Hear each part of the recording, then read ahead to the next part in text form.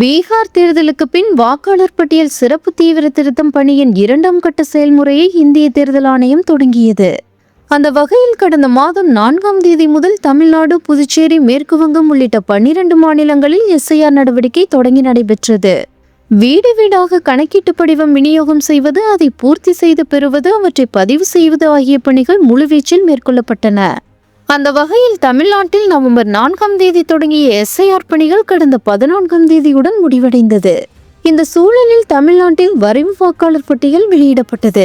அதன்படி தமிழ்நாட்டில் சுமார் 98 லட்சம் வாக்காளர்களின் பெயர்கள் வரைவு பட்டியலில் இருந்து நீக்கப்பட்டுள்ளது.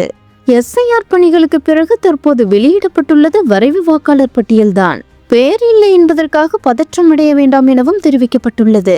முதலில் தேர்தல் ஆணையம், தமிழக தலைமை தேர்தல் அதிகாரி, மாநகராட்சிகள், மாவட்ட ஆட்சியரக இணையதளங்களில் வாக்காளர் அடையாள அட்டை எண்ணை பதிவிட்டு வாக்காளர்கள் பார்வையிடலாம். வரைவு வாக்காளர் பட்டியலில் இடம் மாறியவர்கள் படிவம் 8, புதிதாக சேருபவர்கள் படிவம் 6 பூர்த்தி செய்து ஆவணங்களுடன் வழங்கி வாக்காளர் பட்டியலில் ஜனவரி 18ஆம் தேதி வரையில் இணைந்து கொள்ளலாம். இறுதி வாக்காளர் பட்டியல் பிப்ரவரி 17ஆம் தேதி வெளியிடப்படும். மேலும் வாக்காளர் பட்டியலில் பெயர் விடுபட்டவர்கள் அந்த பகுதி BLOக்களை அணுகலாம் எனவும் ஆன்லைனில் விண்ணப்பிக்கலாம் என்றும் தெரிவிக்கப்பட்டுள்ளது. மேலும் வாக்குச்சாவடிகளிலேயே முகாம்கள் நடத்தவும் தேர்தல் ஆணையம் திட்டமிட்டுள்ளது.